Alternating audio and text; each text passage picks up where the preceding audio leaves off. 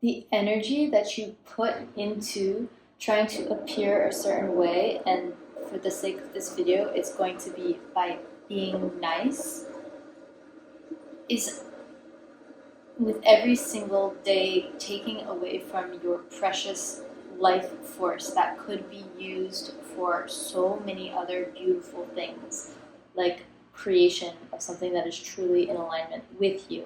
I'm not saying this to be mean, and I'm not saying this to say that you're doing something wrong, because I do this. You're not alone. I come from a family that I was taught I needed to appear nice at all times. If ever I was walking with my mother and my face was not didn't have a little smile on it, I would be scolded and told that I looked like a bitch and that I needed to make myself happier, make myself look happier for other people because I'm making other people feel uncomfortable. I never knew how fucked up that was until, moving out and becoming my own adult. And still, to this day, it's been years since I've moved out, I find that I with every single day, I realize how detrimental to your entire life plan this idea of trying to be or appear nice is. First of all, I'm going to break it down clean and simple.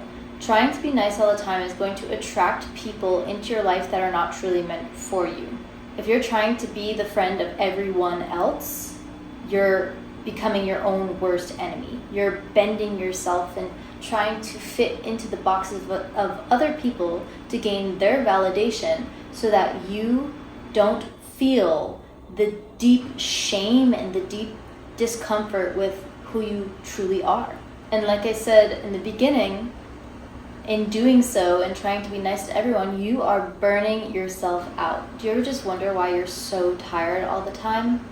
Your jaw might hurt, you might have TMJ, you might have really painful periods, you might have rage that comes out of nowhere. Yeah, it's your true self talking, it's your true self asking and sending you signals in emotion form that you are not being the truest version of yourself, and the only person that is hurting is yourself. And who's the only person that is living your life? Yourself. So you deserve to let that true person out and become your authentic being. That's what's going to make you feel healthier. That's what's going to heal all your gut issues, all your tummy issues, your skin issues. It's all intertwined. It's sad and very frustrating to me because I know that I am one of many, many other women especially, but men too, you're welcome here, I'm not trying to cut you out, that are told that you need to be nice as a child and that who you are as a child is not okay and that you need to disown your true self in order to fit into the family or the society.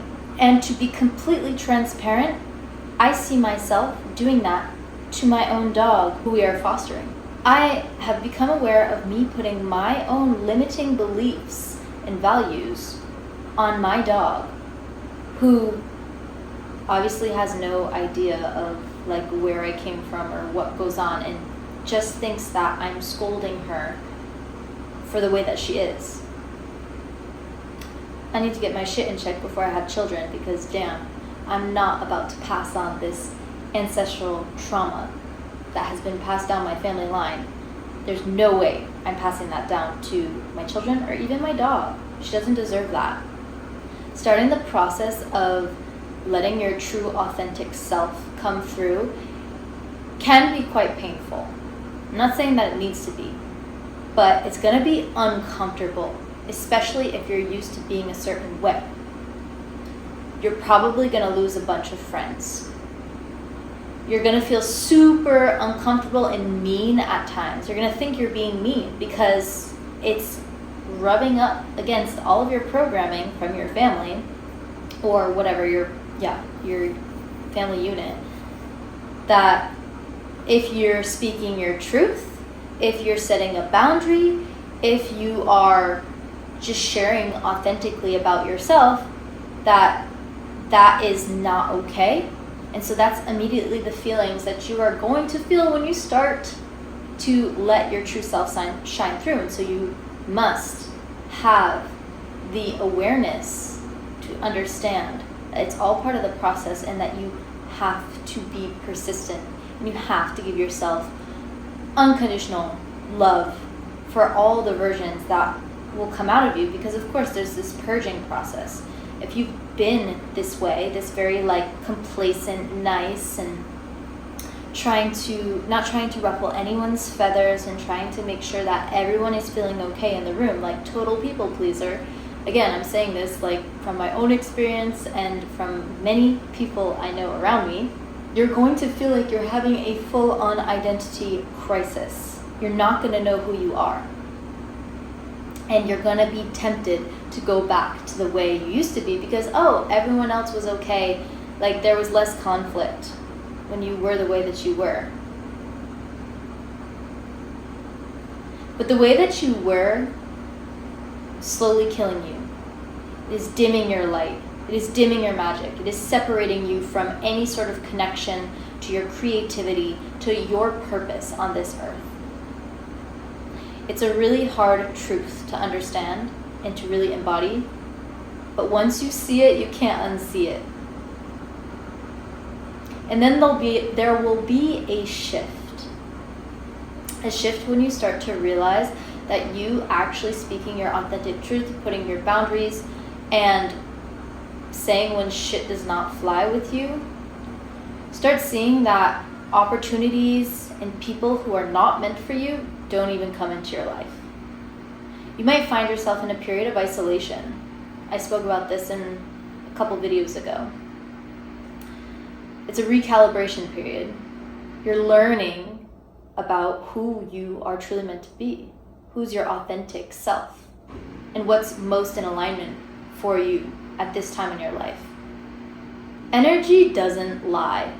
I used to think that I could trick myself into being happy all the time for other people. And I could have the worst day ever, and I would go out on the street and I would show up with friends, and I would like be like totally like smiling ear to ear, and like I would be asking about their lives and asking just anything to not think about what was going on the inside. I didn't want to bother anyone with my problems. But the core of that was total self-sabotage and self-abandonment. But the energy does not lie. When someone says something that like maybe upsets you or makes you feel a certain way, and you just immediately jump into responding in like the way that you believe is like the nicest, or the way to keep the peace, like there's an energy in there that, first of all, people will first of all, I'm going to share this as my experience. I don't know if you experienced this, but when I would do that, people saw me as weak because they could see through my act of bending myself to make them happy and please them for the sake of the conversation, that they would manipulate me and they would take advantage. And they knew that I was bound by my own traumas, my own ways of being, to not cause conflict, not speak my truest self, and they would push the limits and see how far that they could go until like I exploded or something. And there would be times where I would explode because damn, yeah, like I had been holding myself in this prison for absolute no reason other than just not being aware and not knowing what's better for me. People can see through that. And you're gonna push away from you all the things that are meant for you when you're trying to be nice. And this is a piece of advice that I need to hear still to this day, and to anyone else that is slowly moving out of this like nice stereotype. It's that don't be afraid to have people to not like you.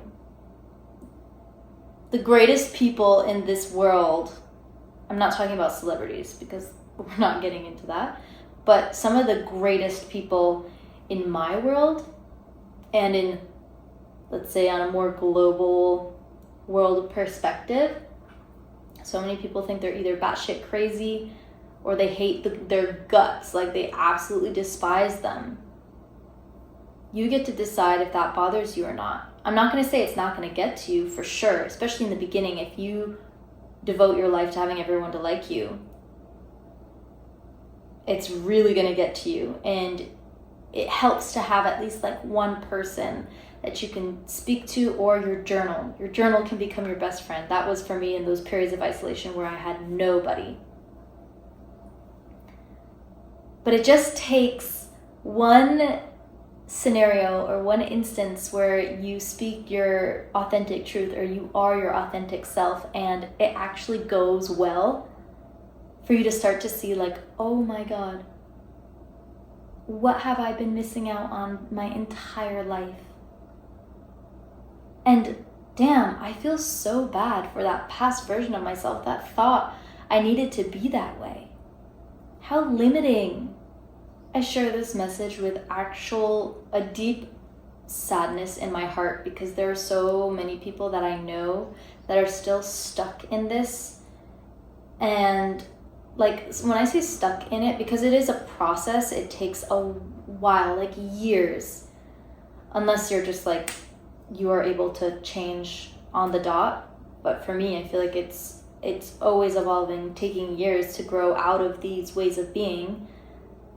But when I say people who haven't started, like people who haven't even realized that they're in this prison and they're having health complications, and they're like, their life is just taking a turn because they're holding so much weight that is not theirs.